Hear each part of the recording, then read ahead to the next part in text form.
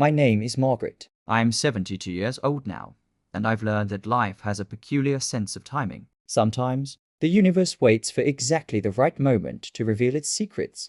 Let me tell you about my son's wedding day. It was a beautiful September afternoon. Golden light streamed through the windows of the country club, casting everything in that warm, amber glow that makes even ordinary moments feel sacred. My son Daniel was marrying a lovely young woman named Sophie. She had kind eyes and a gentle laugh that reminded me of wind chimes. I sat at the main table, wearing my best blue dress and my grandmother's pearls. the kind of outfit you save for important occasions. My husband Richard sat beside me. We'd been married for 47 years, 47 years of shared mornings and quiet evenings, Of raising our son together, of building what I thought was an unshakable life. The dinner was exquisite. There were toasts and laughter. Daniel looked so handsome in his navy suit, so much like his father at that age. My heart felt full, watching my only child begin his own journey into marriage. Then came the moment that would split my life into before and after. Richard stood up. His chair scraped against the hardwood floor, and gradually the room fell silent. Everyone turned to look at him. I thought he was going to make a toast. Perhaps share some fatherly wisdom with Daniel. That's what fathers do at weddings, but Richard's face. There was something in his expression I'd never seen before, a mixture of determination and something else. Relief, maybe, or resignation. I have an announcement to make, he said, his voice carrying across the suddenly quiet room. I remember feeling confused. This wasn't planned. We hadn't discussed any special announcements. This is the end for us. Richard continued, looking straight ahead. Not at me. I've found someone new. Someone who makes me feel alive again. Time stopped. I couldn't breathe, couldn't think. The words didn't make sense at first, like he was speaking a language I'd never learned. Around us, 200 guests sat frozen, their forks halfway to their mouths, their champagne glasses suspended in mid-air. Then I saw her, across the room, sitting at table 7. A woman I'd never met before was smiling. Not a polite smile, not an embarrassed smile, A triumphant smile. She was younger than me, perhaps in her 50s, wearing a red dress that suddenly seemed too bold. too knowing. Richard's girlfriend.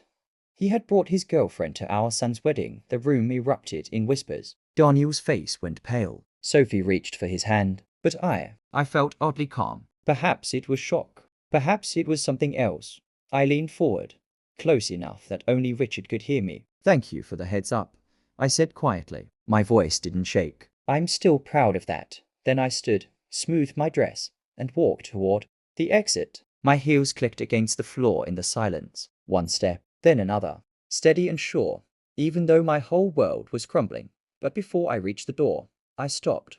I reached into my handbag and pulled out an envelope. White, crisp, ordinary. I'd been carrying it for 3 days, waiting for the right moment. And suddenly, I knew this was it. I walked back to Richard and placed the envelope in his hand.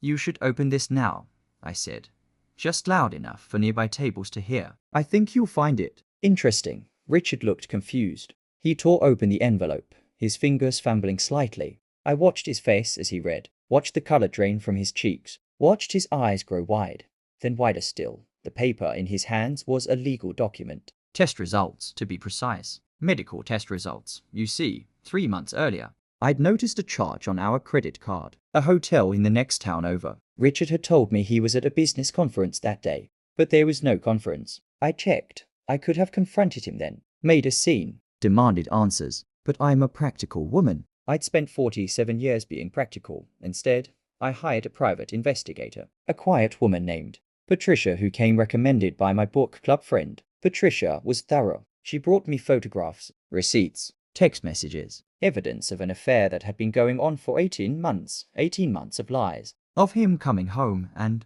kissing my cheek as if nothing had changed. Of me cooking dinners for a man who was living a double life. But I still didn't confront him. I waited, and I got tested. The envelope Richard was holding contained proof that he had given me a sexually transmitted infection. Chlamydia, to be specific. Not life-threatening, but treatable. And definitely not something you get from being faithful to your spouse. I'd gotten treatment immediately, of course, but I'd kept the results. Waited for the perfect moment to reveal them. And here we were. Richard began to scream. Actually scream. In front of everyone. In front of his son. In front of his girlfriend, who was no longer smiling. This can't Be right, he shouted. This is a mistake. But it wasn't a mistake. We both knew it. Everyone in that room knew it. I looked at him one last time. This man I'd loved since I was 25. This man I'd trusted with my heart, my home, my life. And I felt nothing. Just a vast, peaceful nothing where love used to live. Goodbye, Richard, I said. Then I turned and walked out. Daniel found me in the parking lot 20 minutes later. I was sitting in my car, hands on the steering wheel, staring at nothing. He knocked on the window. When I rolled it down, I saw tears in his eyes. "Mom," he said. "I'm so sorry. I had no idea. If I'd known, I never would have. Stop," I said gently. This is your wedding day. This is your happiness. Don't let him take that from you. But what he did says everything about him and nothing about you, or me, or us. I reached out and squeezed his hand. Go back inside. Dance with your wife. Eat cake. Be happy. That's the best revenge of all, Daniel. Hug me through the car window. And I held my boy one more time before letting him return to his celebration. I drove to my sister's house that night. Ellen had already heard what happened. News travels fast. She opened her door, took one look at my face, and pulled me inside without a word. We sat in her kitchen, drinking tea like we did when we were girls. And for the first time that day, I cried. But they weren't tears of sadness, exactly. They were tears of release, of letting go of something that had been slowly poisoning me for 18 months without my knowing. That was 5 years ago. Richard lost everything in the divorce. The house, half his retirement, his dignity, certainly. The woman in the red dress left him within a month. Once she realized he had nothing left to offer her. As for me, I moved into a cozy townhouse near the beach. I joined a painting class and discovered I have a talent for watercolors. I traveled to places Richard never wanted to visit. I had coffee with old friends and made new ones. I learned that life doesn't end when love dies. Sometimes it just begins again, quietly, like sunrise after a long night. Daniel and Sophie gave me a grandson last year. Little Thomas. He has his grandfather's eyes, but that's where the resemblance ends. Thank God, sometimes people ask if I regret how I handled things. If I wish I'd confronted Richard privately, spared everyone the scene, but I don't regret it, because the truth matters. And timing matters too. Richard wanted to humiliate me at our son's wedding. Fine, but I got to show him, and everyone there, exactly who he really was.